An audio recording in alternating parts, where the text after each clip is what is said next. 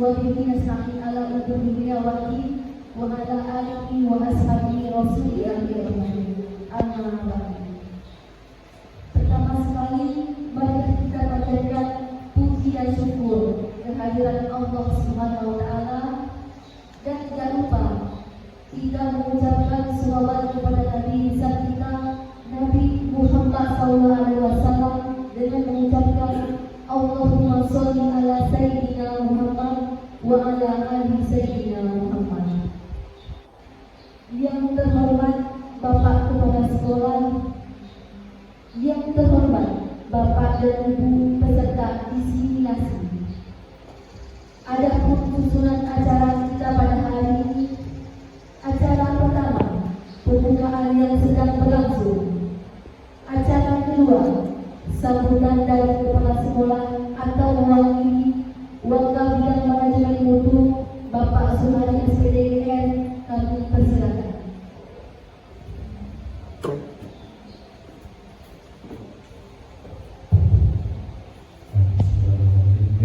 Assalamualaikum warahmatullahi wabarakatuh. Selamat pagi dan salam bahagia untuk kita semua. Pertama sekali marilah kita panjatkan puji dan syukur kehadirat Allah Subhanahu wa taala yang telah memberikan kita nikmat kesehatan, nikmat iman, sehingga kita dapat menghadiri acara diseminasi budaya positif dari calon guru penggerak angkatan 9. Salawat beserta salam tidak lupa pula kita hadiahkan kepada Nabi besar Muhammad SAW. Semoga kita semua mendapat syafaatnya di akhir nanti. Bapak yang terhormat Bapak Kepala SMK Negeri 2 Kota Penuh, yang kali ini langsung saya wakili. Kebetulan beliau lagi ada kegiatan yang saya tinggalkan. Kemudian Bapak Ibu yang berkesempatan hadir pada acara diseminasi budaya positif calon guru penggerak. Yang saya hormati guru penggerak dari SMK Negeri 2 Selipangan, yaitu Bapak Bobi Saputra SPD ya. Selanjutnya Bapak Ibu yang berkesempatan hadir pada hari ini. Pada hari ini kita harus semuanya harus berbangga ya. Kita berbangga dan berbahagia karena di sekolah kita sekarang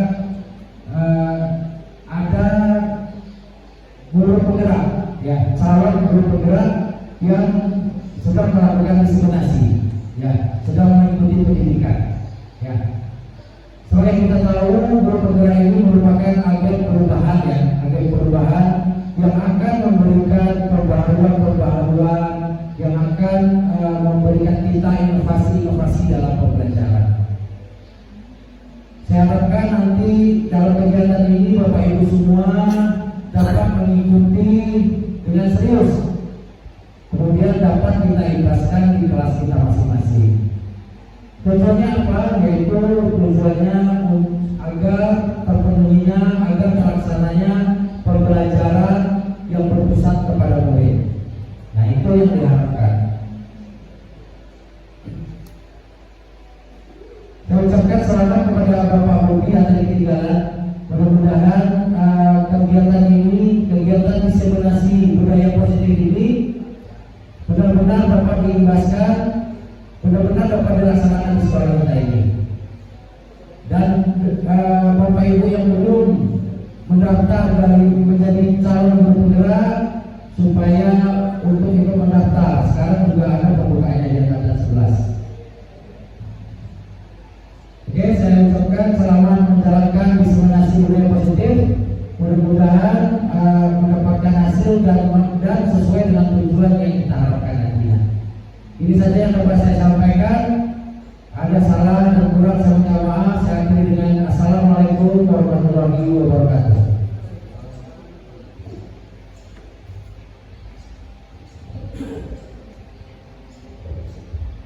Acara selanjutnya penyampaian materi oleh Bapak Bapak Budi Saputra SPG, kami persilakan.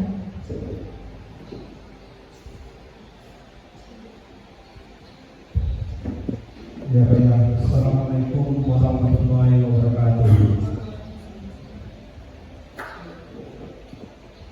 Pertama sekali, marilah kita panjatkan puji dan syukur kehadirat Allah Subhanahu wa Ta'ala yang telah memberikan kita kesehatan dan kesempatan pada hari ini untuk datang dalam acara diseminasi yang akan saya sampaikan nanti.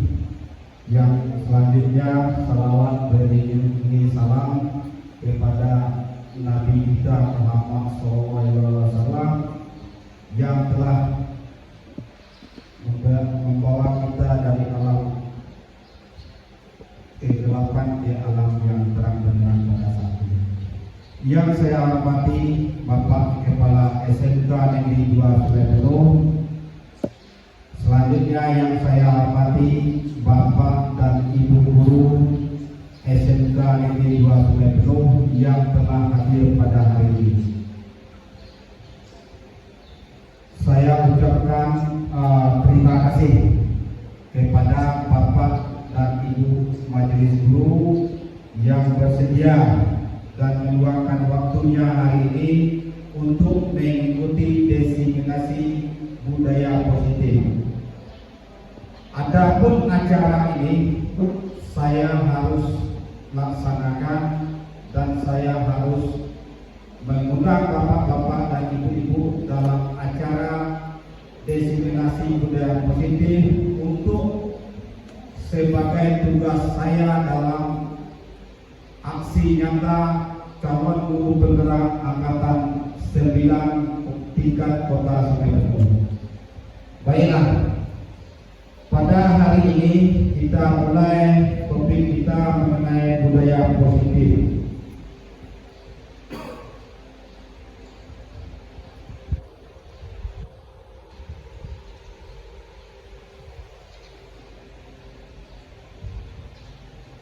Aksi nyata 1.4 budaya positif, modul 1.4 budaya positif mewujudkan budaya positif di sekolah oleh saya sendiri, Budi Saputra SPG, SMK Negeri 2 Surabaya, calon guru bergerak angkatan 9.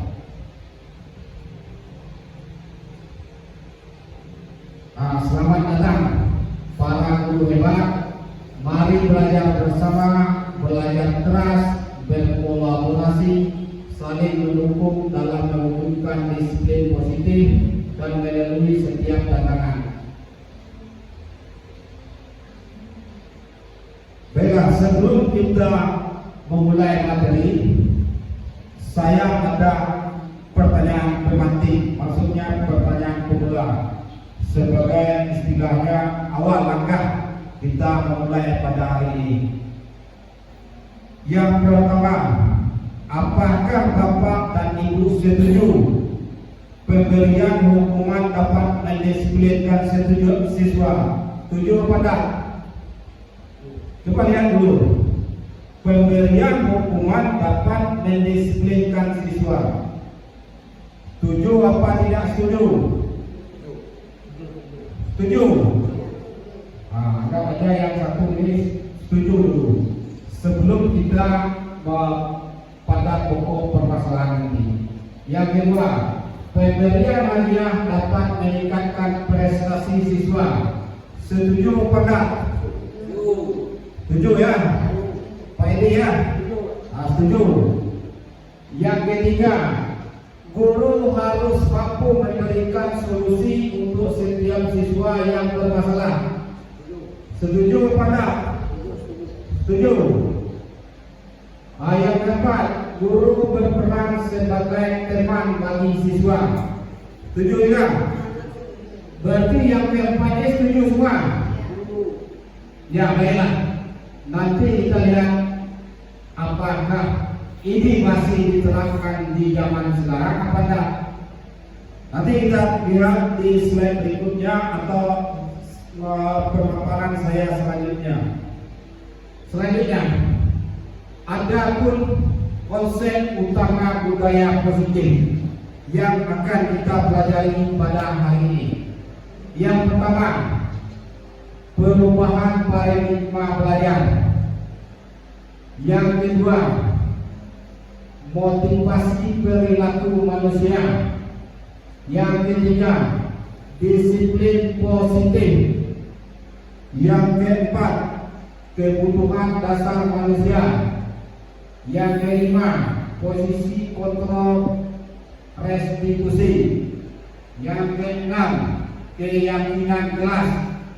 Yang ketujuh, segitiga restitusi. Ini yang kita ulas hari ini, menyangkut mengenai modul budaya positif yang sudah saya dapatkan di pendidikan calon guru penggerak angkatan 9 Kota Sungai Buloh. Selanjutnya, yang pertama, kita lihat yang pertama, pembelajaran dengan paradigma baru. Yang saya dapatkan pembelajaran dengan paradigma baru ialah pembelajaran dengan dirancang berdasarkan prinsip pembelajaran yang terdiferensiasi, sehingga setiap siswa belajar sesuai dengan kebutuhan dari tahap perkembangannya untuk mewujudkan profil pelajar Pancasila. Berarti dalam paradigma baru ini dapat kita ambil kesimpulan bahwasanya yang dirancang sekarang adalah yang terdiferensiasi dan menurut profil pelajar Pancasila. Dua konsep yang kita ambil sekarang. Beda dengan CBSA dulu catat buku sampai habis atau yang lain. Ini yang terdiferensiasi sesuai dengan profil pelajar Pancasila. Dua itu yang kita tekankan di sini. Selanjutnya, kita lihat ciri dari terdiferensiasi. Ada 4 cirinya. Fokus yang pertama, fokus pada konsep dan prinsip pokok pembelajaran. Ciri yang pertama ini adalah memberikan siswa kebebasan dalam mengeksplorasi konsep dan prinsip pokok pembelajaran sesuai dengan gaya belajarnya masing-masing, sehingga siswa memiliki konsep yang utuh untuk pemahamannya. Berarti di sini kita fokus kepada siswa, berpihak kepada siswa. Dulu kita boleh memaksakan siswa untuk belajar itu sesuai dengan konsep kita. Sekarang tidak bisa lagi, tergantung dari pokok pembelajaran sesuai dengan gaya belajarnya. Jadi sekarang ada hak asasi siswa. Hak asasi siswa itu mendapat pembelajaran istilahnya sesuai dengan pemahamannya. Tak bisa kita paksakan lagi harus tercapai sekian, tak bisa. Yang kedua, evaluasi kesiapan dan perkembangan belajar siswa diakomodasi oleh kurikulum. Maksudnya mengevaluasi kesiapan dan perkembangan belajar siswa dengan memberikan asesmen sesuai dengan kebutuhan siswa. Jika masih ada siswa yang belum memahami pembelajaran, maka guru tidak segan untuk memberi bimbingan tambahan.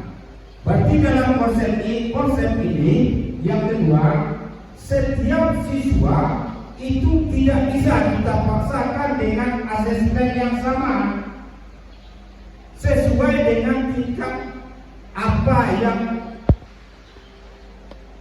ada pada siswa, apa yang bisa dia pahami. Maksudnya kita sebagai guru bisa kita tahu bahwa siswa ini tingkat pemahamannya tinggi, yang ini menengah, yang ini sedang. Gak bisa lagi kita samakan asesmennya. Sudah itu kalau ada siswa yang kita harapkan untuk memahami yang lebih, kita berikan bimbingan tambahan. Memang jauh berbeda lagi dengan konsep yang lama. Yang ketiga, pengelompokan siswa secara fleksibel dalam pelaksanaan pembelajaran terdiferensiasi. Guru bisa mengelompokkan siswa secara fleksibel, artinya guru merancang pembelajaran dengan mengelompokkan siswa sesuai dengan tingkat kesiapan belajar siswa, minat belajar, gaya belajar, hingga kombinasi di antara ketiganya. Maksudnya begini, siswa itu boleh kita kelompokkan, misalnya ada siswa yang lambat nangkapnya, satu siswa yang rendah dalam pemahamannya, bisa kita kelompokkan untuk ke siswa yang tingkat penalarannya, pemahamannya yang lebih tinggi. Gak bisa kita pisahkan ini siswa yang lambat, yang lama nangkapnya, kita kelompokkan sesama siswa yang lambat, nanti berpengaruh untuk yang asesmen nanti. Yang keempat, siswa terlibat aktif dalam pembelajaran. Maksudnya pada pembelajaran terdiferensiasi, siswa ikut aktif dalam mencari sumber belajar sendiri. Pembelajaran yang banyak dilakukan dengan cara diskusi dibandingkan ceramah. Ini dapat kita pahami lagi. Guru memberi tugas ke siswa untuk memberikan siswa itu mencari sumber sebanyak mungkin. Maksudnya boleh itu dari buku teks, boleh itu dari internet atau yang lain-lain, sesuai supaya siswa itu terlibat aktif. Jelas bapak-bapak, ibu-ibu? Jelas ya? Ya, kita lanjut lagi. 4 ini yang akan diterapkan oleh Kementerian Nasional. Selanjutnya, yang saya tekankan tadi, yang pembelajaran terdiferensiasi dengan profil pelajar Pancasila. Selanjutnya, profil pelajar Pancasila setiap sekolah, baik itu dari SD, SMP maupun di SMA atau SMK, di kurikulum Merdeka IKN ya, bukan IKN implementasi kurikulum Merdeka, ada profil pelajar Pancasila. Di sini ada 6 item profil pelajar Pancasila. Yang pertama, beriman dan bertakwa kepada Tuhan Yang Maha Esa dan berakhlak mulia. Berarti ini yang dimasukkan dalam profil pelajar Pancasila. Yang kedua, berkebinekaan global. Maksud di sini, jadi seluruh siswa yang ada di SMK Negeri 2 Sungai Penuh itu kita bebas untuk mengeksploitasi budayanya masing-masing, tapi dia harus menerima budaya orang lain. Itu maksudnya. Tidak bisa dia memaksakan budaya sendiri, tapi dia harus juga menerima budaya dari orang lain, dari suku lain, dari bangsa lain misalnya, harus dia bisa menerima. Yang ketiga, mandiri. Belajar, maksud mandiri di sini, belajar yang bertanggung jawab atas proses dan hasil belajarnya. Itu yang dikatakan mandiri. Selanjutnya, yang keempat, bernalar kritis. Maksudnya pelajar yang bernalar kritis mampu secara objektif memproses informasi baik kualitatif maupun tetapi. Yang kelima, ini harus juga. Yang kelima, gotong royong, bergotong royong. Pelajar yang memiliki kemampuan untuk melakukan kegiatan bersama dengan sukarela. Ini harus dimiliki oleh siswa sesuai dengan kurikulum Merdeka sekarang. Yang selanjutnya, kreatif. Belajar yang kreatif mampu memodifikasi dan menghasilkan sesuatu yang original, yang asli, bermakna, bermanfaat, dan berdampak. Nah, ini harus kita terapkan di sekolah sesuai dengan sarana yang ada di sekolah kita. Selanjutnya,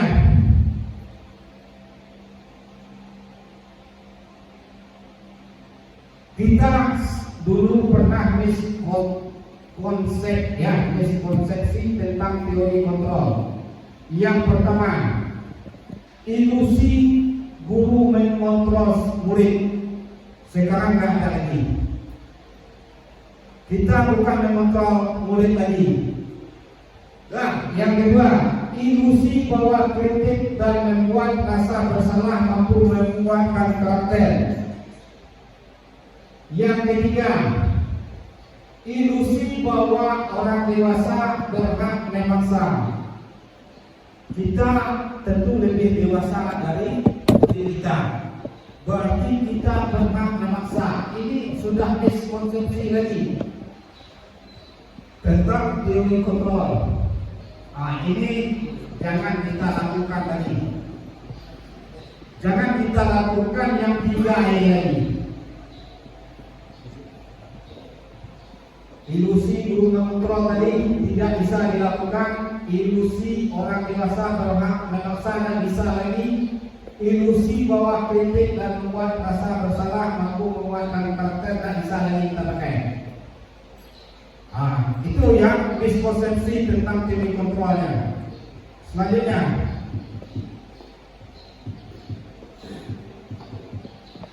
budaya positif menurut filosofi KHD.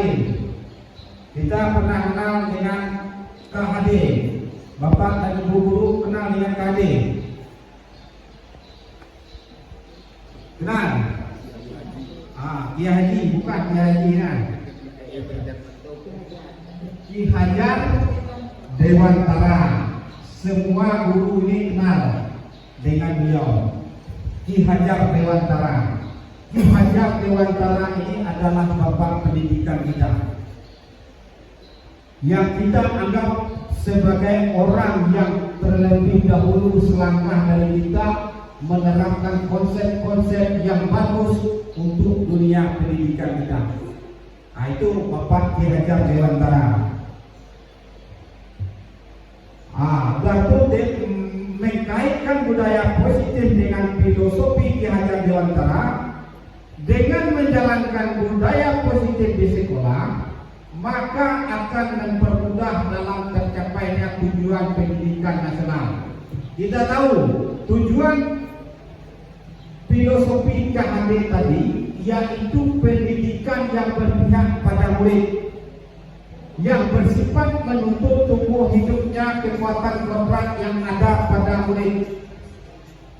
Maksudnya gini, menurut KHD itu murid yang perlu kita sentuh dulu, bukan yang lain. Murid, apa sebenarnya yang ada pada murid ini? Inputnya bagaimana? Sudah itu kita berproses dalam. Sudah itu outputnya bagaimana yang kita tuntut, terutama untuk SMK-nya. Inputnya bagaimana, sudah itu prosesnya bagaimana, sudah itu outputnya bagaimana. Itu yang dituntut, berpihak, sangat berpihak pada murid. Selanjutnya ada tiga, kita ingat sebagai pendidik, sudah itu yang bekerja di tenaga pendidikan. Ingat, bahkan kita di sekolah dulu pernah lihat, pernah mendengar, pernah belajar mengenai konsep trilogi Ki Hajar Dewantara. Pernah dengar? Pernah. Yang pertama, Ingarsa Sungkulada. Ini bukan bahasa Inggris, bahasa Jawa, bahasa Sanskerta ya, bukan bahasa Arab nih. Ingarsa Sungkulodo, Tuloda.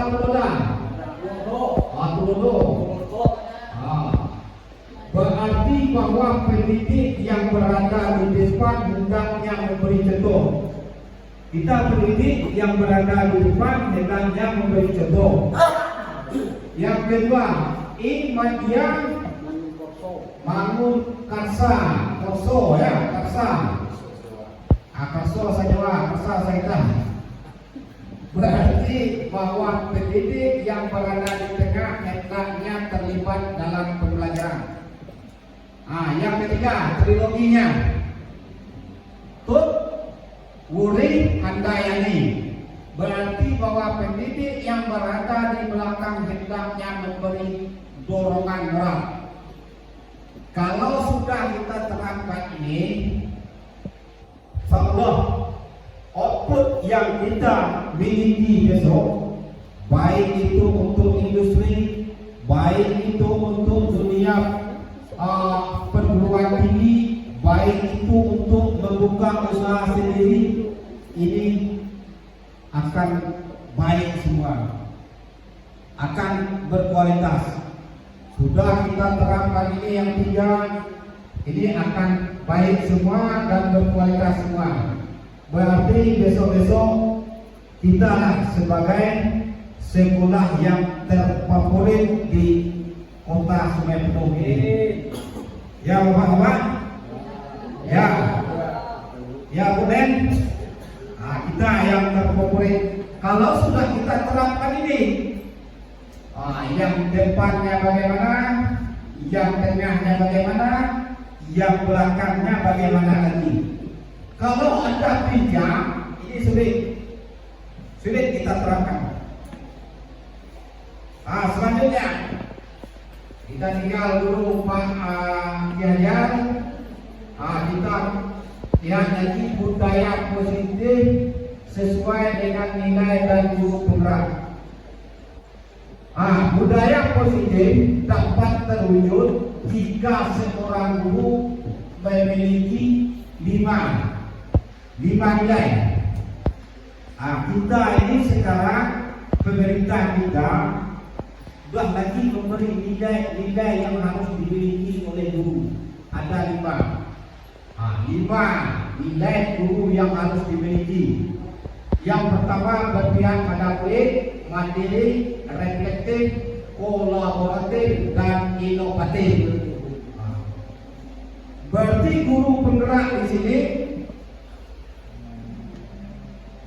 atau guru-guru yang lain harus memiliki lima ini.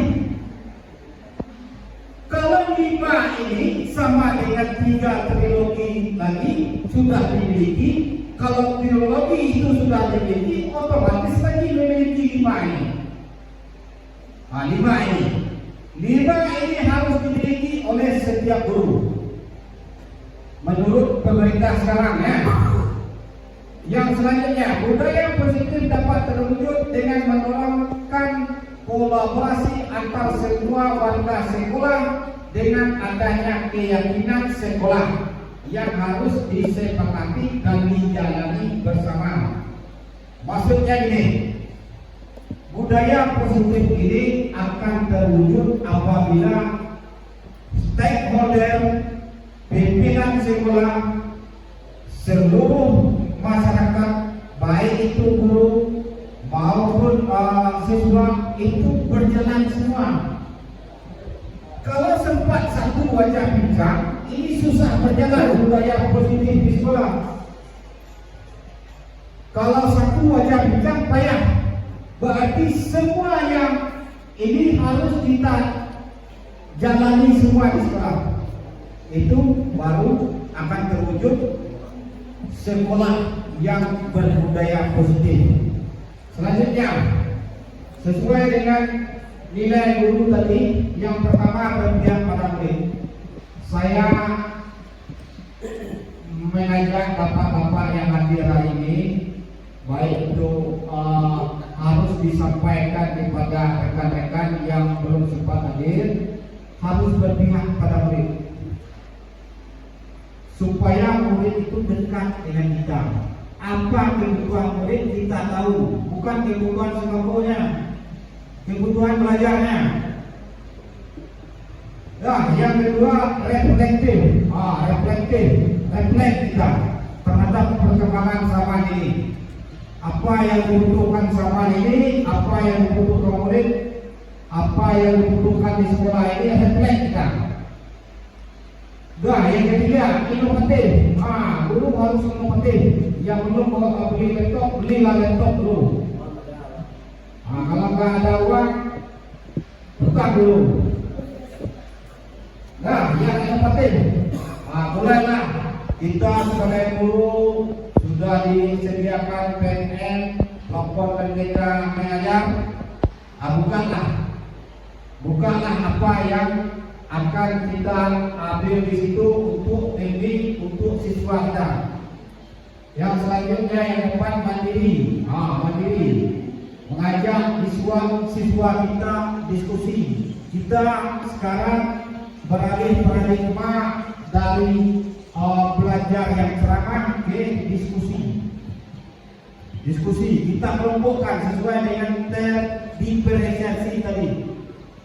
Diskusi maksudnya kita kelompokkan siswa ini berdasarkan tingkat pemahaman siswa. Ada yang rendah, ada yang tinggi, ada yang menengah. Bukan rendah tubuhnya, tapi rendah pemahamannya, nalarnya dalam berpikir, dalam menangkap pelajaran apa yang kita dapat. Selanjutnya kolaboratif. Kita sebenarnya sebagai guru ini harus kolaboratif. Maksudnya di sini kolaboratif, kita sebagai guru harus diskusi juga dengan rekan kita. Terutama kita SMK ini rekan sejawat. Rekan sejawat maksudnya yang satu rumpun.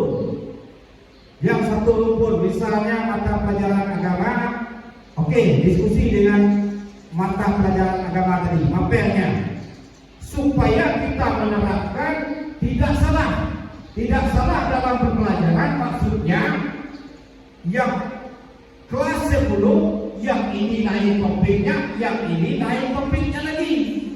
Sudah itu dalam penerapan tadi akan berimbas ke asesmen nanti, karena soalnya akan berbeda. Kita satukan pendapat guru kita dulu, baru kita berikan pelajaran itu ke siswa. Selanjutnya peran guru. Sebenarnya peran guru berat, tapi saya singkatkan peran guru karena ini akan berimbas ke kita nanti. Mungkin dulu peran guru cuma mengajar, mencatat, bantu mengevaluasi atau yang lain. Sekarang ada 5 peran guru, pemimpin pembelajaran. Kita pemimpinnya.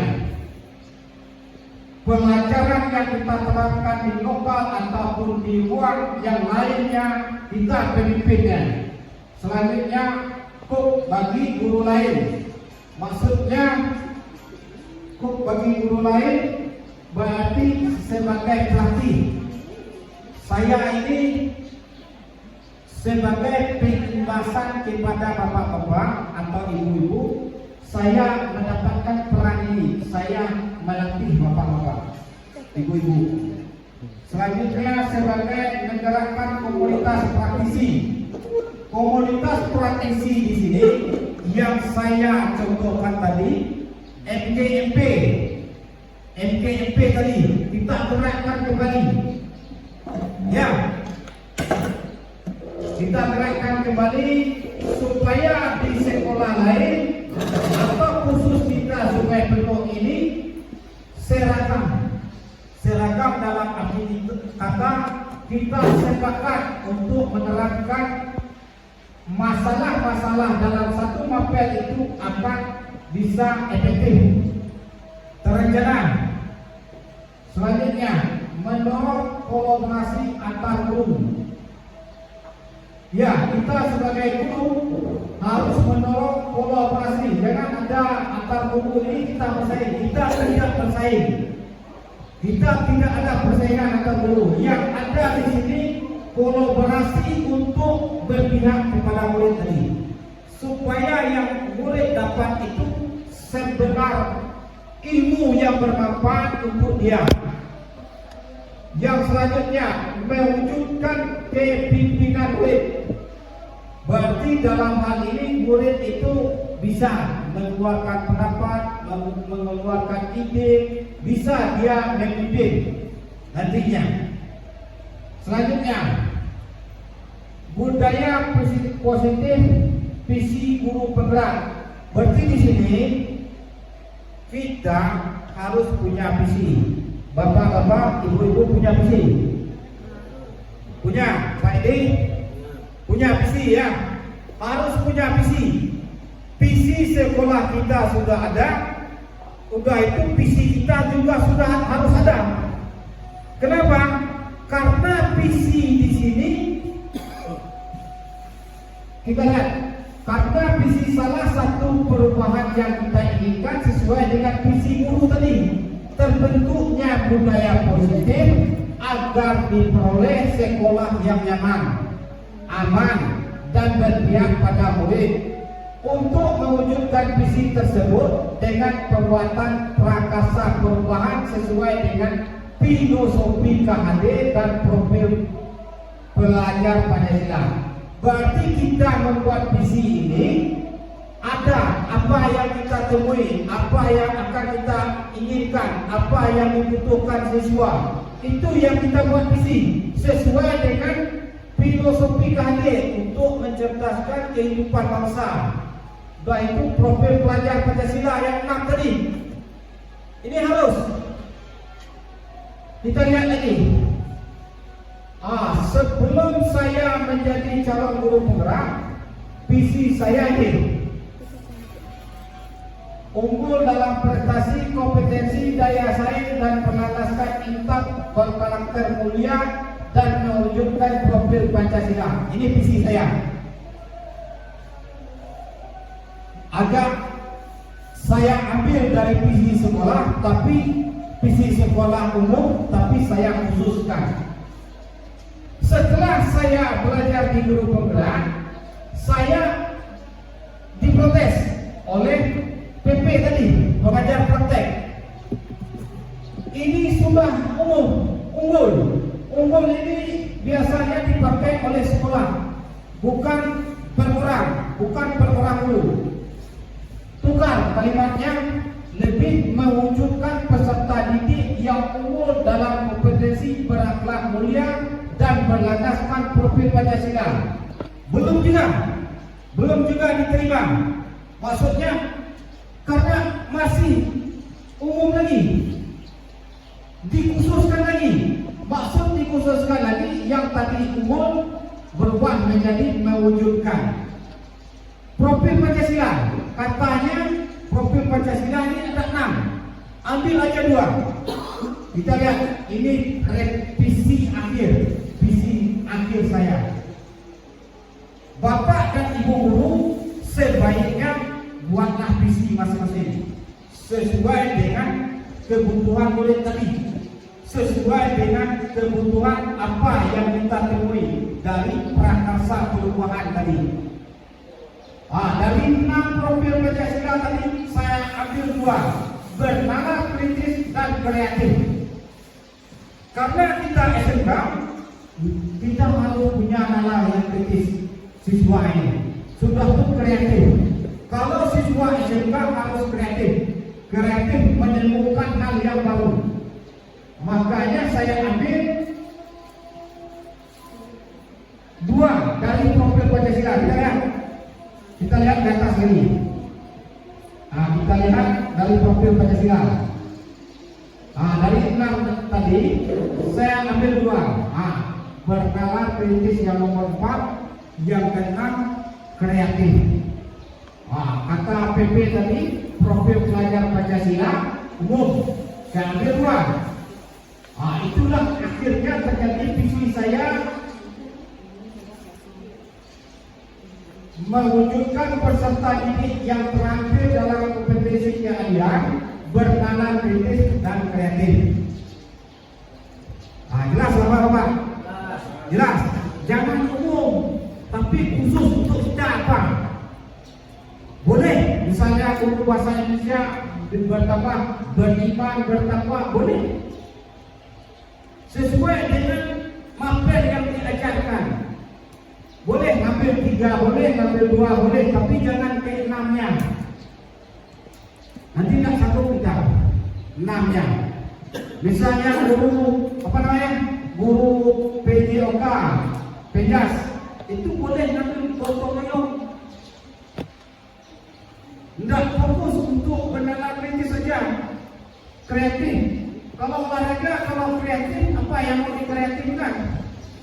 Bernalar kritis, bukan bisa lah. Tapi ditambah dengan gotong royong.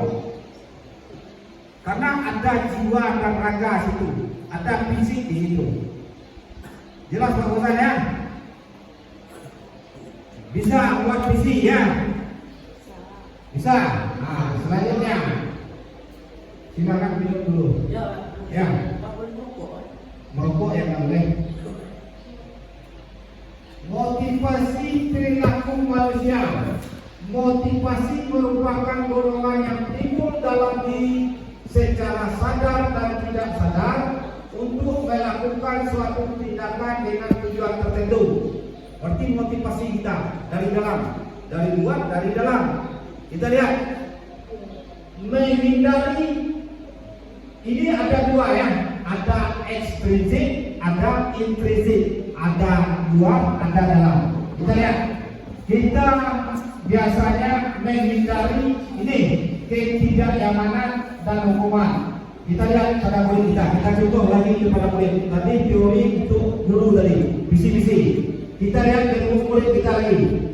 Murid melakukan disiplin diri karena ia takut dihukum. Ini merupakan motivasi ekstrinsik. Ya apa ya? Ya. Murid justru takut karena dia dihukum. Berarti motivasi itu berasal dari luar murid, luar diri murid tersebut. Yang kedua, mendapat imbalan penghargaan dari orang lain. Kan sudah saya utarakan pertanyaan pemantik pertama tadi. Mendapat penghargaan atau imbalan, setuju apa enggak tadi? Setuju. Setuju. Oke. Kita lihat. Murid melakukan disiplin diri karena ia ingin mendapatkan imbalan. Ini merupakan motivasi ekstrinsik dari luar. Kita lihat lagi, apa bedanya dengan intrinsik? Kita lihat, menghargai nilai-nilai kebajikan diri sendiri. Murid melakukan disiplin karena sadar akan nilai kebajikan dirinya. Ini merupakan motivasi intrinsik. Mana yang bagus? Nomor 3. Itulah jawaban yang pertama tadi, penghargaan tadi. Kalau masih dari luar, itu sulit kita terapkan. Kalau orang ini sudah ada berubah dari lahirnya dalam dirinya, itu mudah karena dia akan sadar. Kalau dari luar, motivasi ekstrinsik, motivasi menghindari hukuman dan itu mendapat imbalan sulit. Kita cukup ke siswa itu, penghargaan itu cuma pujian aja. Karena penghargaan itu akan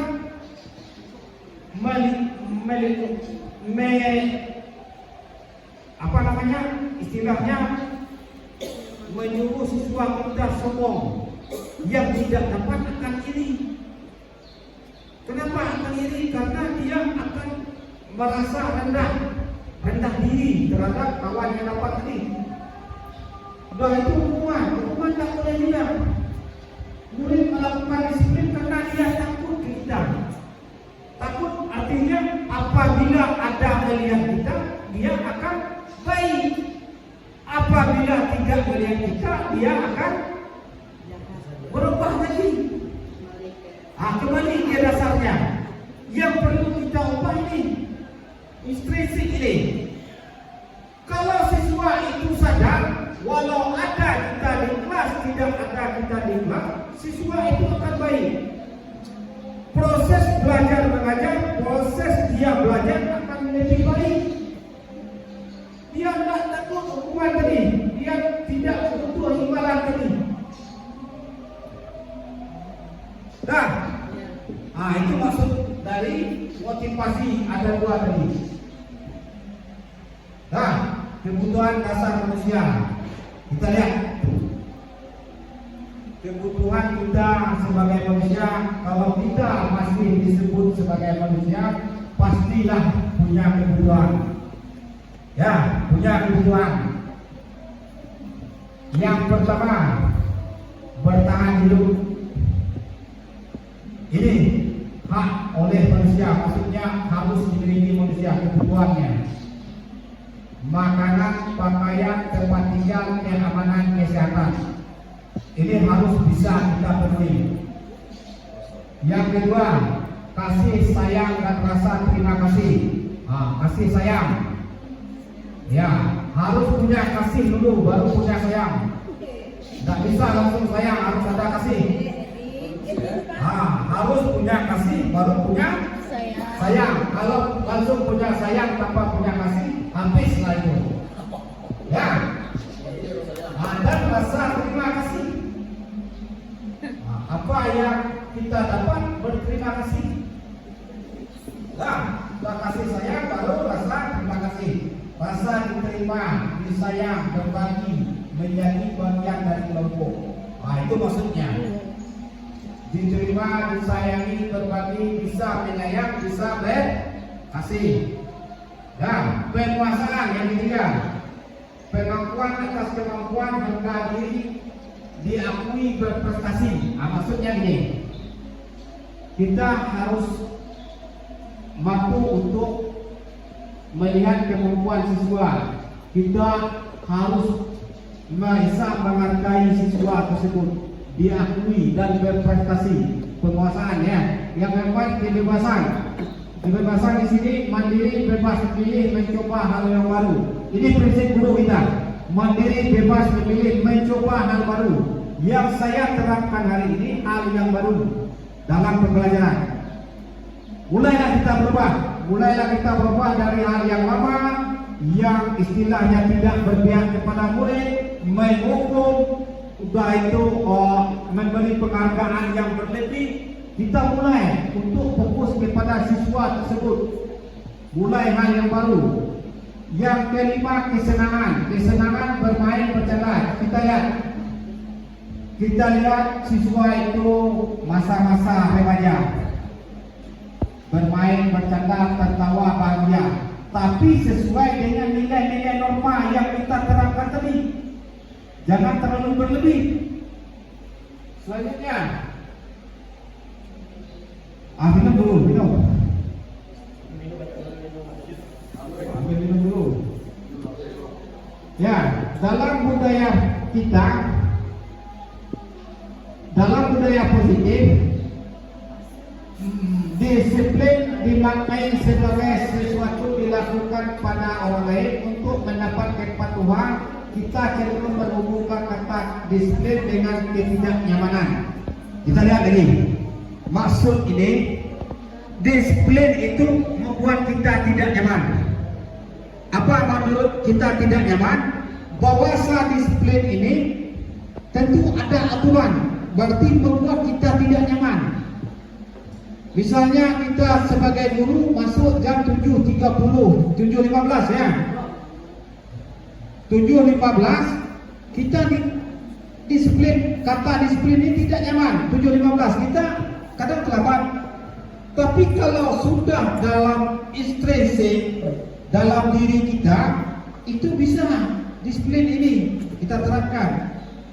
Selanjutnya, disiplin positif merupakan salah satu cara penerapan disiplin yang bertujuan menumbuhkan kesadaran serta memberdayakan anak untuk sogokan, ancaman maupun hukuman. Menumbuhkan kesadaran, memberdayakan anak untuk sogokan. Sogokan bukan uang di sini. Sogokan untuk berbuat baik. Ancaman itu bukan ancaman yang bagus, hukuman, tapi hukuman itu ialah untuk supaya murid itu untuk merubah yang ekstrinsik tadi menjadi intrinsik, sadar dari dalam. Selanjutnya, sebagai pendidik, tujuan kita adalah menciptakan anak-anak yang memiliki disiplin diri sehingga mereka bisa berperilaku dengan mengacu pada nilai kebajikan universal dan memiliki motivasi intrinsik. Itu yang saya terang tadi dari dalam. Kalau siswa kita istilahnya masih memiliki budaya ekstrinsik, itu sulit untuk menumbuhkan siswa tersebut untuk belajar secara efektif. Dia lebih menghindari hukuman, lebih dia menghindari ada kita baru baik, tidak ada kita baru buruk lagi. Selanjutnya, ini konsep gagal. Kita lihat hukuman yang saya terangkan pertama tadi, hukuman. Konsep disiplin dengan identitas gagal. Ini gagal, berarti tidak bisa kita terangkan lagi. Hukuman meyakinkan, tidak nyaman, murid takut, memaksa, murid menyembunyikan kesalahan, murid menjadi rendah diri. Ini ada 6 ini, hukuman ini tidak bisa kita terapkan lagi dalam konsep budaya positif di sekolah. Yang pertama, pertanyaan tematik tadi, penghargaan. Kita lihat penghargaan, Bapak dan Ibu tadi setuju penghargaan tadi. Ini konsep penghargaan tadi, tidak efektif, merusak hubungan, sifat iri, mematikan kreativitas, menghukum dengan sistem ranking, merampas hak menghargai dirinya. Ini penghargaan. Boleh kita kasih penghargaan, cuma batasnya pujian, bukan berbentuk uang atau barang. Itu sekarang, itu konsep dalam budaya positif sekarang. Kita lihat yang berhasil, konsekuensi. Konsekuensi sini ada 5, penguasaan jangka pendek, perlu monitoring berkelanjutan, stimulus respon, murid menghormati pengaturan, kehilangan waktu untuk merenungkan kesalahan. Konsekuensi ini boleh, tapi untuk jangka pendek, jangan jangka panjang. Selanjutnya, restitusi. Ini yang diterapkan di CGP kami sekarang. Pembelajaran ini yang restitusi. Restitusi maksudnya ini yang kita terapkan untuk menyelesaikan masalah siswa sekarang. Beda dengan penanganan dulu. HAM tidak ada lagi sekarang. Maksudnya untuk hak asasi manusia dilindungi, tidak ada kekerasan lagi, sudah dilindungi oleh HAM tadi. Kita menyelesaikan kasus anak ini, istilahnya tidak ada dengan pendekatan kekerasan lagi. Kita lihat, dengan kita menerapkan restitusi, bukan restitusi ya, bukan restitusi. Kalau restitusi itu pungutan parkir. Yang lain lagi bakas. Kalau restitusi, ini yang dalam pendidikan. Kalau di dunia perhubungan, restitusi ya. Restitusi. Ini restitusi. Beda lagi. Kita punya istilah baru lagi. Mungkin Bapak dan Ibu mungkin pernah mendengar restitusi di tempat lain atau di melalui guru penggerak yang kita punya selama ini mungkin pernah diterapkan. Kita belajar lagi untuk memahami restitusi. Yang pertama, murid bertanggung jawab untuk perilakunya. Ini. Jadi anak itu apa yang dilakukannya dia yang bertanggung jawab, tapi bukan kita memaksanya. Dulu kita memaksanya untuk mengakui ini tidak, tapi sanggup dia harus bertanggung jawab atas perilakunya. Yang kedua, fokus pada pemecahan masalah jangka panjang. Berarti murid ini kita fokuskan untuk masalahnya jangka panjang. Berarti selama 3 tahun murid di sini, anak keluar dari sini sudah berbuat baik. Jangka panjangnya, bukan jangka menengah. Yang ketiga, murid menghormati dirinya dan orang lain. Tidak mengkhususkan siswa tadi supaya dia menghormati dirinya dan menghormati orang lain. Yang ketiga, teori kontrol, dirinya memegang kontrol. Yang keempat teori kontrol tadi. Yang kelima, murid bersemangat memperbaiki kesalahan. Ini dari 5 ini restitusi ini harus kita terapkan di sekolah sekarang. Harus kita terapkan. Bagaimana menerapkannya? Kita lihat lagi kasus. Kita lihat kasus. Mungkin bapak-bapak selama ini atau ibu-ibu selama ini, mungkin kasus ini sering kita temui. Kita lihat yang pertama. Kita lihat yang pertama, mencetak 100 kali dalam buku kalimatnya saya tidak terlambat lagi karena terlambat sekolah. Konsekuensi hukuman. Hukuman ya. Kita lihat hukuman. Kita lihat. Yang kedua, lari mengelilingi lapangan basket 2 kali karena terlambat hadir di sekolah. Konsekuensi hukuman juga. Yang ketiga, membersihkan coretan yang dibuat di meja tulis. Konsekuensi hukuman. Konsekuensi.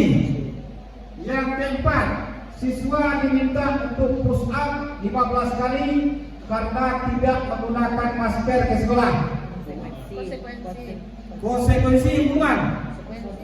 Konsekuensi ya, kita lihat ada jawaban nanti. Kita sepakat nanti ada jawaban. Yang kelima, menggantikan kertas teman yang telah dicoret. Konsekuensi Pak Edi ya. Konsekuensi, bukan hukuman. Bukan. Kita sepakat nanti. Yang keenam, berjemur di lapangan pukul 12 siang karena mengobrol dengan teman. Konsekuensi hukuman. Batu siswa diminta bertelanjang kaki sepanjang hari karena tidak menggunakan sepatu warna hitam sesuai dengan peraturan sekolah. Hukuman. Kita lihat. Kita bedah satu-satu ya. Anggap aja ini latihan kita. Yang kita pelajari selama ini apa dan kita pelajari sekarang apa lagi? Kita lihat. Mencatat 100 kali itu hukuman. Tidak ada relevannya sekarang lagi. Jadi anak itu terlambat, kita suruh cetak 100 kali. Apa sebenarnya relevan dengan pendidikan lagi? Itu tidak ada relevan lagi. Ini istilahnya hukuman terhadap murid. Tidak ada dia terlambat datang ke sekolah. Tidak ada hukuman lagi. Nanti kita belajar keyakinan kelas. Selanjutnya, lari mengelilingi basket. Hukuman, konsekuensi. Hukuman. Kenapa hukuman? Karena di sini anak terlambat. Kita suruh mengelilingi basket. Tentu berkeringat. Apakah repot siswa itu? Datang ke ruang kelas kita lagi, dia sudah berkeringat. Berarti semangat belajarnya tidak ada lagi. Berarti hukuman ini tidak bisa. Kapan bisa diterapkan? Bisa diterapkan cuma guru olahraga, guru kimia. Ini bisa diterapkan karena dia kebanyakan mengajarnya di di luar ruangan. Itu masuk konsekuensi untuk guru penjasnya. Kalau guru kita mabel agama disuruh untuk mengirim lapangan basket, tidak ada relevan lagi sekarang. Yang ketiga, membersihkan coretan yang dibuat di meja, hukuman konsekuensi. Ini baru konsekuensi. Kenapa? Anak yang berbuat salah tadi kita suruh hapus. Ini konsekuensi, bukan hukuman karena kesalahannya tadi. Yang keempat, siswa diminta push up karena tidak menggunakan masker. Hukuman konsekuensi. Hukuman. Berarti di sini anak tidak menggunakan masker, kita hukum. Hukum berapa lama lagi pembelajaran itu akan tertukar? Berapa lama lagi waktu yang kita butuhkan untuk menyelesaikan topik pembelajaran kita? Selanjutnya, menggantikan kertas temuan yang dicoret. Konsekuensi hukuman. Konsekuensi juga. Konsekuensi ke anak yang mencoret catatan teman dia harus mengganti. Karena dia berperilaku yang harus dia kabulkan ya. Yang keenam, berjemur di lapangan pukul 12 siang karena mengobrol dengan teman. Hukuman ya, tidak bisa lagi kita terapkan di zaman kita sekarang ini.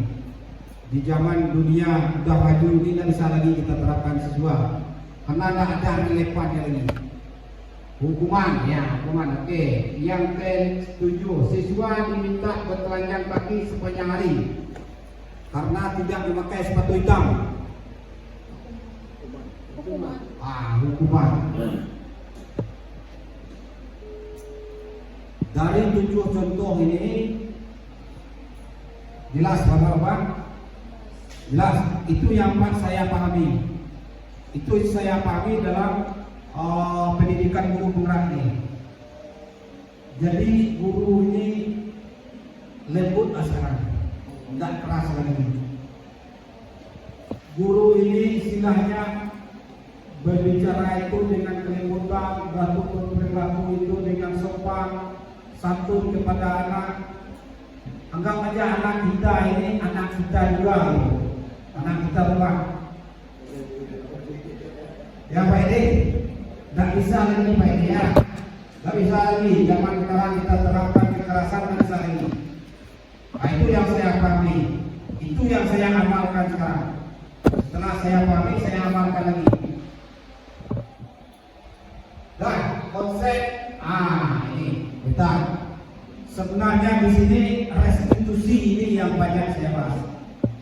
Yang banyak saya bahas restitusi. Kenapa? Restitusi inilah cara kita menyelesaikan masalah dengan siswa. Kita lihat, restitusi adalah proses menciptakan kondisi murid untuk memperbaiki kesalahan mereka sehingga mereka bisa kembali ke kelompok mereka dengan karakter yang lebih kuat. Ini pendapat ahli. Ini yang kita terap di Indonesia sekarang di sekolah, baik itu di sekolah sekolah dasar, sekolah menengah, sekolah atas, SMK, sekolah kejuruan. Ini yang kita terapkan. Dan kita lihat ciri-ciri restitusi. Ini penekanannya lebih luas nih. Maksudnya saya tekankan lebih banyak di sini restitusi. Yang pertama, bukan menebus kesalahan, namun belajar dari kesalahan. Bukan menghukum siswa itu. Setelah kita hukum dia akan berubah, tidak. Dia menebus kesalahan, namun belajar dari kesalahan. Yang kedua, memperbaiki hukuman. Kalau dengan hukuman dengan anak itu akan jadi dendam. Ini kita perbaiki hukuman tadi dengan anak supaya anak tidak ragu dengan kita, bisa dekat dengan kita, bisa berkeluh kesah dengan kita. Yang selanjutnya tawaran, bukan paksaan. Dulu peraturannya paksaan, sekarang kita tawarkan anak apa yang bisa. Yang keempat, menuntut untuk melihat keadaan diri. Menuntut keadaan diri. Yang kelima, mencari kebutuhan Bahan dasar mendasari tindakan. Yang keenam, fokus pada karakter bukan tindakan. Berarti karakter yang kita didik anak sekarang, bukan tindakan, karakternya. Kalau yang motivasi intrinsik tadi sudah bisa diterapkan oleh siswa, siswa itu sadar itu dari dalam, berarti siswa itu fokus akan berkarakter, bukan tindakan. Yang kita belajar tadi profil Pancasila yang 6, kita fokus kepada karakter. Setelah dia belajar profil, kita terapkan profil pelajar Pancasila tadi, karakter anak ini akan berubah.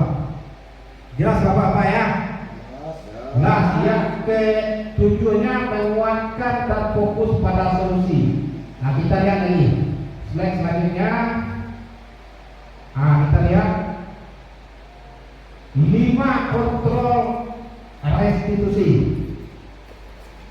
Yang pertama penghukum, yang kedua pembuat rasa bersalah, yang ketiga teman, yang keempat pemantau, yang kelima manajer.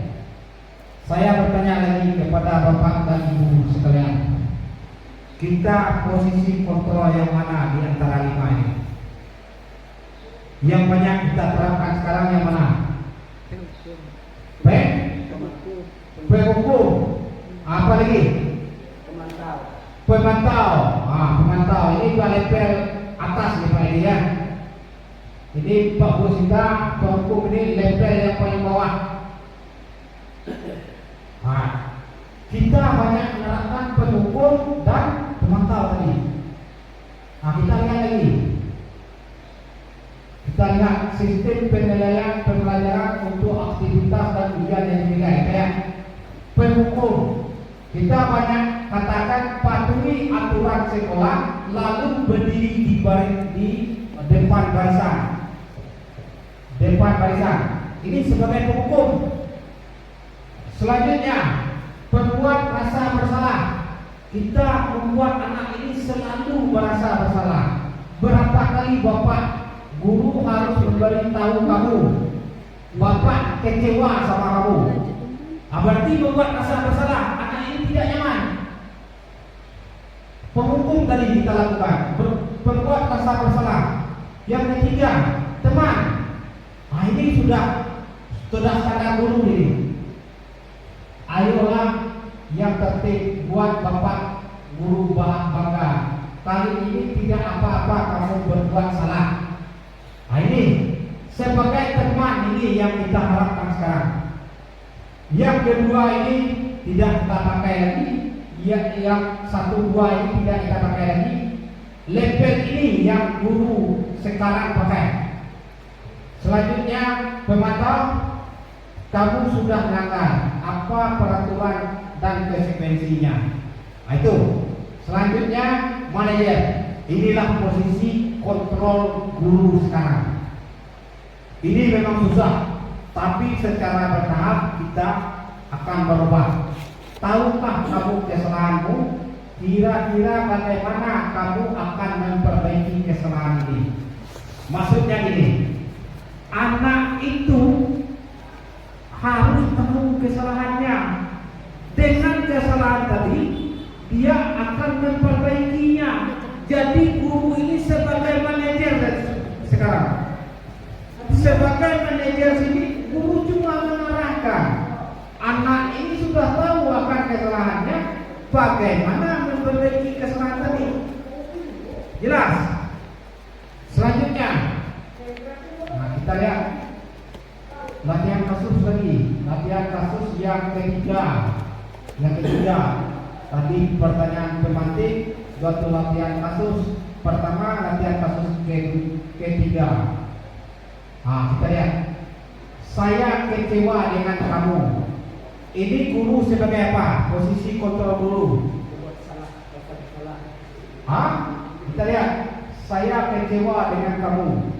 Membuat Pak ini ya. Membuat rasa bersalah.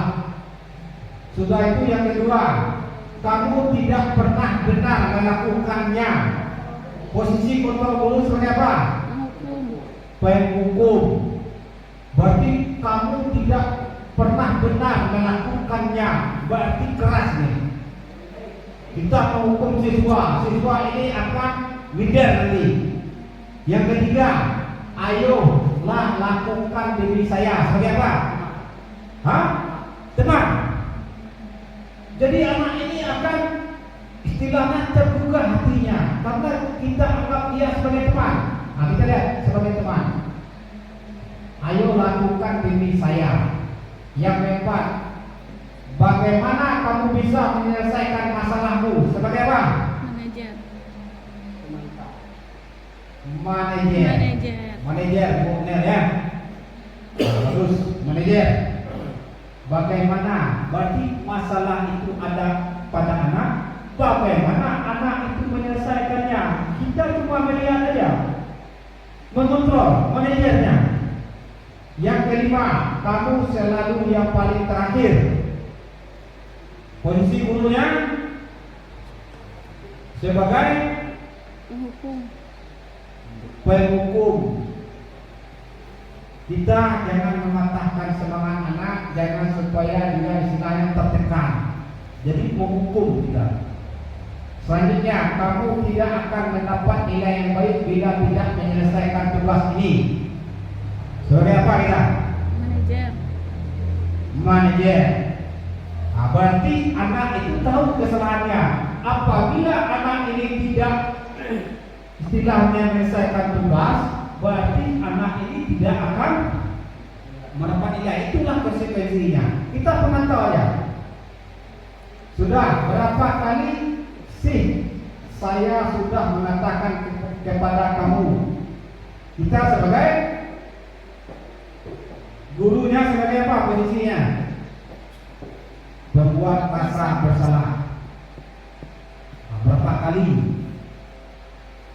8. Ingat bukan apa yang telah saya lakukan untuk kamu sebagai apa? Teman. Teman. Anak itu harus ingat. Wah, berarti seolah kita istilahnya megang kepalanya atau megang tangannya. Ingat tak berapa kali saya telah lakukan untukmu, demimu. Selanjutnya, kamu tidak pernah berhasil dalam kehidupan ini sebagai apa? Penghukum. Penghukum. 9 contoh nih. Yang bagus manajer, yang bagus teman. Itu yang paling bagus. Manajer dengan teman. Usahakan kita untuk besok-besok kita rubah dari sekarang bisa sebagai manajer dengan teman tadi dan pemantau. Selanjutnya, membuat keyakinan kelas. Mengapa keyakinan kelas? Mengapa tidak peraturan kelas saja? Kita lihat. Kenapa kita harus pakai helm apabila mengendarai kendaraan? Kenapa? Itu maksudnya. Yang kedua, mengapa kita memiliki peraturan penggunaan masker? Berarti di sini kenapa ada keyakinan supaya berjalan itu peraturan? Mengapa kita pakai helm? Supaya kita selamat tadi. Selamat dari virus. Sudah itu mengapa kita pakai masker? Supaya kita Terhindar dari sehat. virus. Terhindar dari virus. Polusi ya.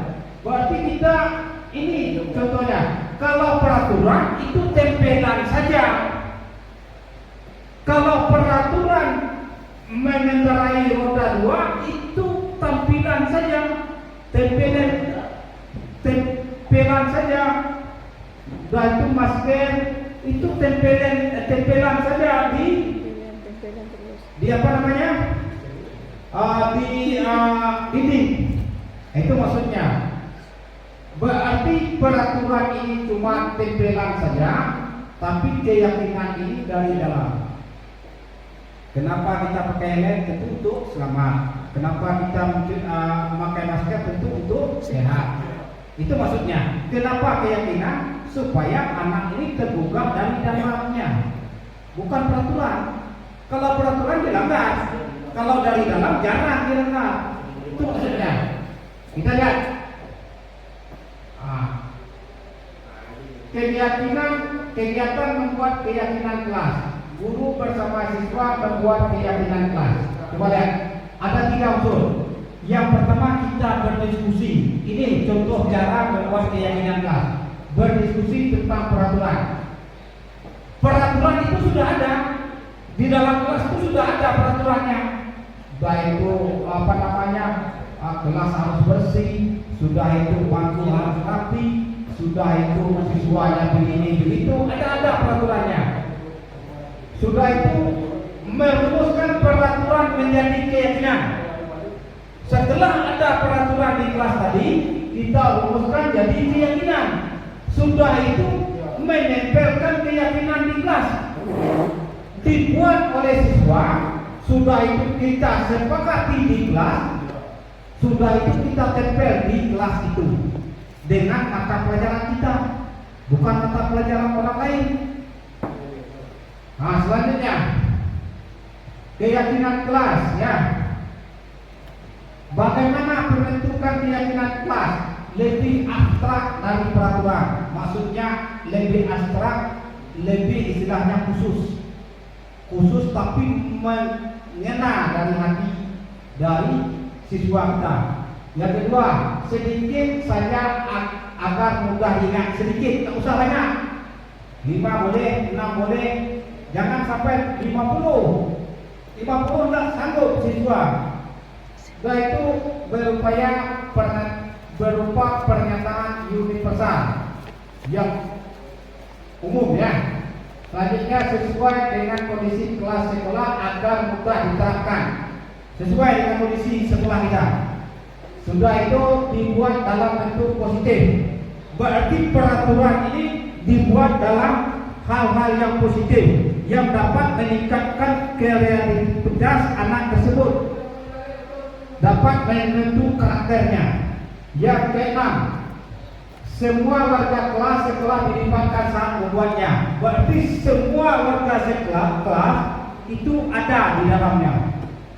Jangan keyakinan itu kita buat guru kita. Berarti keyakinannya dibuat oleh siswa, bukan oleh guru. Guru cuma mengarahkan saja. Sudah itu guru setelah keyakinan itu terbentuk, guru cuma menjalani saja. Kita sebagai manajer, bukan sebagai penghukum. Kita lihat, segitiga restitusi. Kembali lagi ke segitiga restitusi tadi. Namanya segitiga, berarti ada 3 masalah. Yang pertama, menstabilkan identitas. Kita semua akan melakukan hal terbaik yang akan bisa kita lakukan. Yang kedua, validasi kata yang salah. Semua perilaku memiliki alasan. Yang ketiga, menanyakan keyakinan. Kita semua memiliki motivasi internal. Ini yang kita terangkan, internal tadi. Yang selanjutnya yang saya terangkan, kita lihat contoh segitiga restitusi.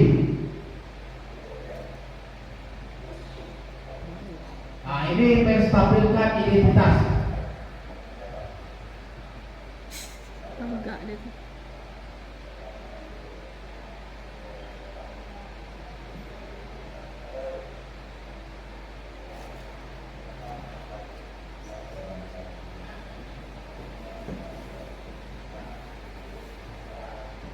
Semua sesuai dengan tertuduh ditulis.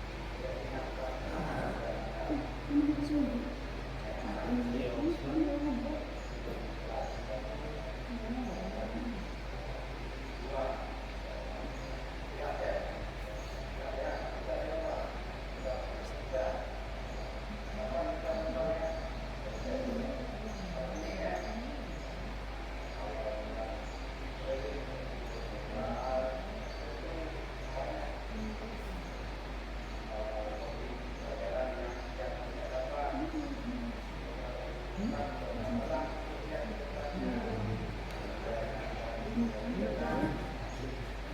don't know, I don't be. I don't know, I don't be. Itu terserah nyo, kamu balik siko, terserah nyo, kan hak nyo.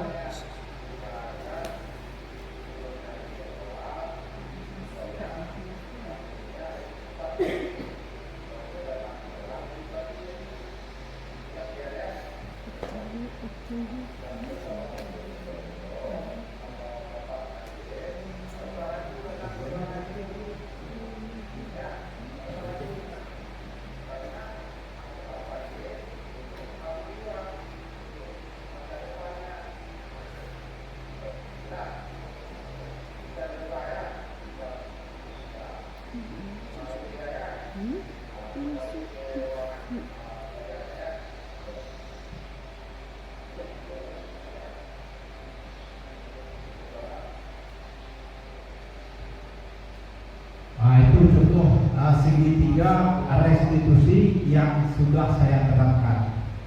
Sudah saya upload lagi itu ke YouTube. Sebagai tugas saya. Kita lihat ya di segitiga restitusi tadi. Kita lihat ini menstabilkan identitas. Menstabilkan identitas. Jadi istilahnya semua orang pernah melakukan kesalahan. Jadi anak itu tidak tertekan. Berarti kita tidak mengatakan anak itu kamu saja yang bersalah. Tapi istilahnya semua orang pernah. Berarti bukan dia sendiri saja. Sudah itu validasi kata yang salah. Maksudnya gini, kesalahannya apa? Misalnya saya tadi tertidur di kelas. Kenapa dia tertidur di kelas? Karena bergadang. Kenapa dia bergadang? Karena main game tadi. Berarti anak itu sudah mengakui kesalahannya. Nggak usah kita paksa-paksakan lagi. Yang ketiga, menanyakan keyakinan. Keyakinan yang kita butuh, yang saya jelaskan tadi, keyakinan mana yang dilanggarnya. Jadi di sini anak sudah tahu, kalau saya melanggar keyakinan kelas ini, besok mungkin bisa saya berubah. Dari tiga ini praktek, kita tidak ada kekerasan lagi. Perlu saya tekankan lagi, kita tidak ada lagi. Istilahnya segitiga restitusi ini sudah saya yakin sekali bisa membentuk karakter anak tadi. Apabila tiga ini kita pakai, menstabilkan identitas, validasi kata yang salah, menanyakan keyakinan, mudah-mudahan ini bisa kita menyelesaikan masalah siswa. Jelas apa ibu-ibu? Jelas. Selanjutnya, kita lihat lagi keyakinan kelas yang saya buat. Kita lihat.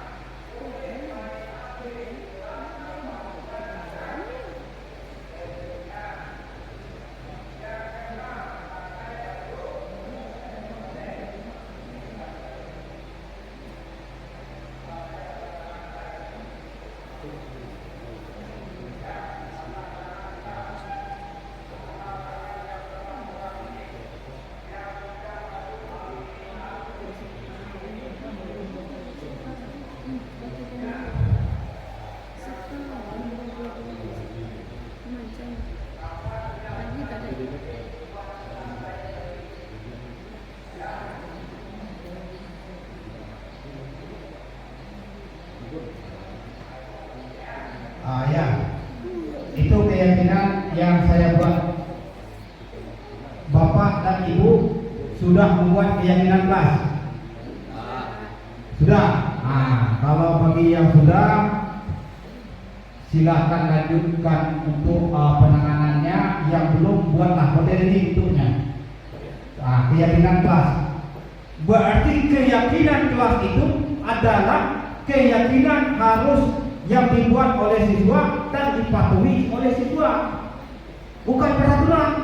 Berarti keyakinan itu siswa yang membuatnya, siswa yang melakukannya, berarti siswa yang menanggung konsekuensinya akhirnya.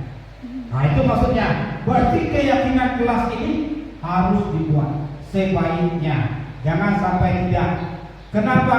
Karena itulah yang mengikat siswa tadi untuk berbuat baik di mata pelajaran kita. Saya cukupkan demikian. Dalam penerapan ini kesimpulan ya. Dalam penerapan program disiplin positif, hendaknya guru memiliki standar kepribadian profesional dan sosial yang baik, di mana guru harus mampu berefleksi pada posisi kontrolnya saat ini. Bagaimana perjalanan dirinya sebagai seorang pamong, posisi manajer tadi, yang menuntun murid-murid menjadi insan yang mandiri, merdeka dan bertanggung jawab. Itu kesimpulan akhir. Saya tutup demikian. Mungkin saya serahkan kepada pembelajaran.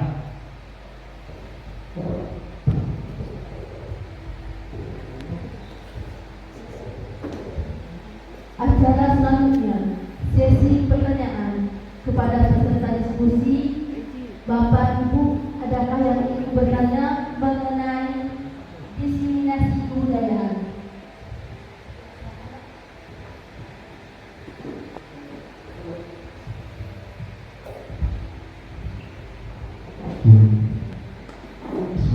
Assalamualaikum warahmatullahi wabarakatuh.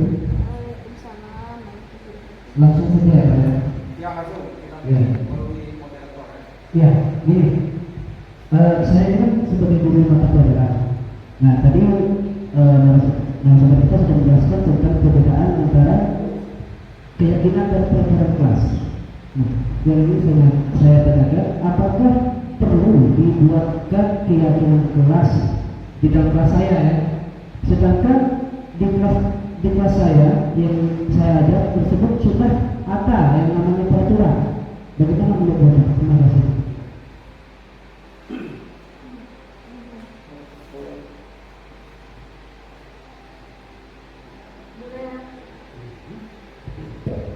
Boleh menambah satu pertanyaan lagi? Adakah ingin yang bertanya Bapak Ibu?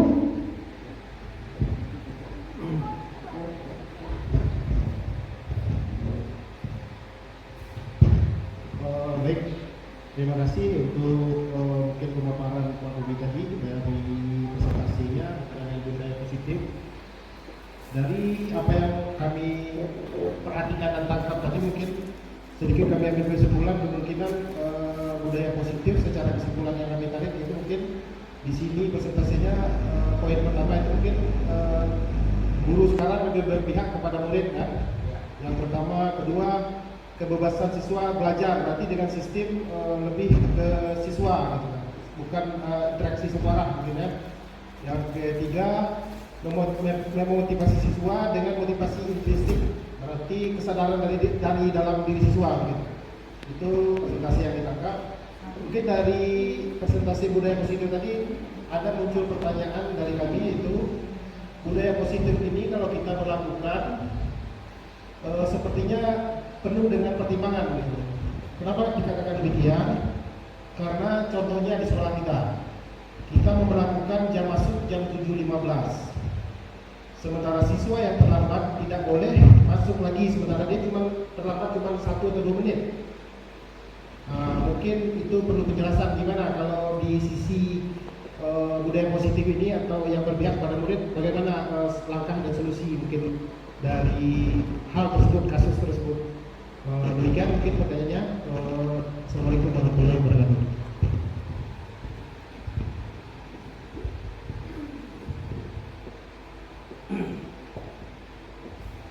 Baik, Terima kasih atas pertanyaan Bapak Ibu sekalian. Pertanyaan akan dijawab langsung oleh Bapak Rudi Saputra, SPD. Kami persilakan. Ya, terima kasih ya kepada ketua acara dan yang penanya tadi, Pak Edi ya. Pak Edi bagus sekali pertanyaannya. Di kelas itu sudah ada peraturan. Kenapa dibuat keyakinan lagi? Kenapa tidak peraturan saja? Sudah saya ngomong tadi, sudah saya katakan tadi, atau kita bahas lagi. Peraturan itu bersifat umum, ya Pak Edi ya. Peraturan itu bersifat umum untuk semua warga kelas itu. Tapi kalau keyakinan itu bersifat istilahnya, ini, keyakinan.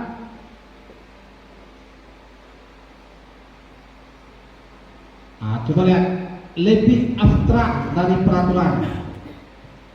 Yang kedua sedikit agak mudah diingat. Kalau peraturan banyak, sulit siswa mengingatnya tadi. Yang ketiga berupa pernyataan universal. Yang keempat sesuai dengan kondisi sekolah agar mudah diterapkan. Itu. Yang kelima dibuat dalam bentuk positif. Yang keenam semua warga kelas atau sekolah dilibatkan untuk membuatnya. Berarti kalau kita di kelas berarti keyakinan kelas, bukan keyakinan sekolah. Berarti dalam kelas. Kalau peraturan itu kebanyakan bukan dari siswa, tapi keyakinan ini dibuat oleh siswa, Pak Edi. Peraturan itu dibuat oleh sekolah, tapi keyakinan ini dibuat oleh siswa. Apa yang diyakininya? Apa yang seandainya dia melakukan ini, apa konsekuensinya? Itu maksudnya. Jadi keyakinan ini harus dibuat, sebaiknya dibuat, jangan sampai tidak. Disinilah kita memperlakukan segitiga restitusi tadi. Kita tanya keyakinannya. Anda sudah membuat keyakinan, kenapa sampai dilanggar? Berarti anak itu akan ingat, mudah diingat tadi. Mudah diingat. Jelas Pak Edi? Selanjutnya pertanyaan yang kedua dari Pak Hendrianto, SPD. Ini sulit saya menjawabnya. Agak sulit. Kenapa agak sulit? Karena di sini ini memang sekolah kita menerapkan istilahnya 7-15 siswa harus di dalam pagar. Berarti siswa itu 7-15 tidak ada di luar pagar lagi. Karena 7-15 pintu pagar kita sudah tertutup, tidak ada aktivitas keluar masuk lagi siswa. Ini model ini Pak Hendri ya, sesuai dengan kemampuan saya menjawab. Mungkin agak sensitif, mungkin agak istilahnya melebar, tapi di sini saya jawab. Kalau peraturan itu, sekolah itu seharusnya harus melibatkan semua stakeholder. Maksud stakeholder di sini dilibatkan oleh kepala sekolah, melibatkan orang tua, melibatkan guru, melibatkan siswa di sini atau masyarakat. Kalau belum dilibatkan dalam untuk membuat peraturan 7-15 tadi, belum bisa diterapkan. Kalau sudah terlibat semua stakeholder di dalamnya, sudah ada peraturan sekolah yang baku, baru diterapkan. Itu yang saya yakini sekarang Pak Hendri ya. Jadi istilahnya jangan sampai siswa ini dirugikan. Kenapa? Siswa ini belum tahu atau peraturannya belum kita sahkan secara semuanya yang terlibat di sekolah yang membuat peraturan. Tapi kita sudah sahkan. Itu sulit.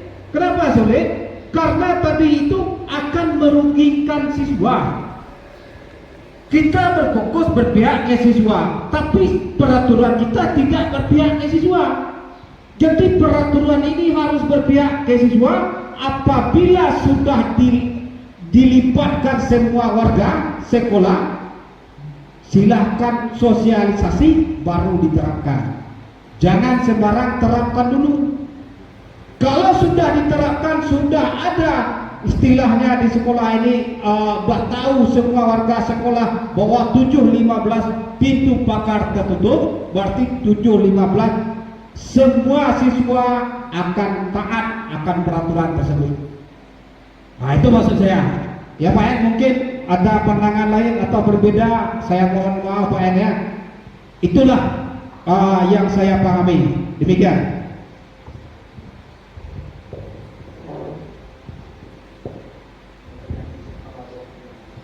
Adakah yang ingin bertanya lagi?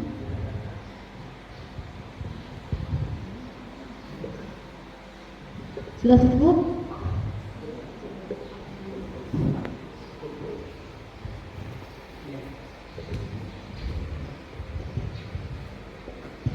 Ya Bapak-Bapak ya, saya sebagai istilahnya desiminasi atau pemateri hari ini, saya sebagai calon guru penggerak, ini merupakan tugas saya ya, untuk pembebasan ke Bapak-Bapak.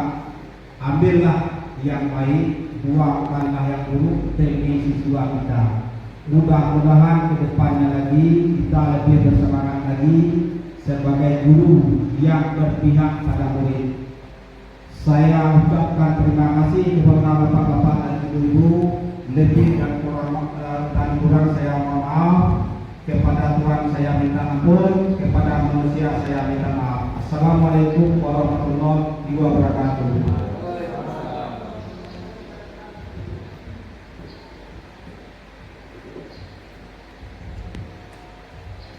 Baiklah, kita telah sama-sama mendengar materi mengenai budaya positif yang telah disampaikan oleh Bapak Robi Saputra SPD selaku calon guru penggerak Angkatan 9. Semoga materi yang telah disampaikan oleh Bapak Robi Saputra SPD bisa bermanfaat bagi kita semua. Amin, amin ya robbal alamin.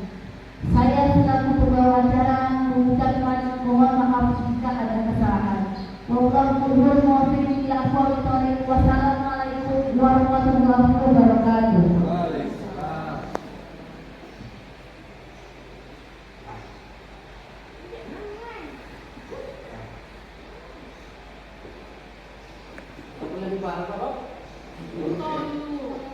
Makasih ya. Betul-betul lah,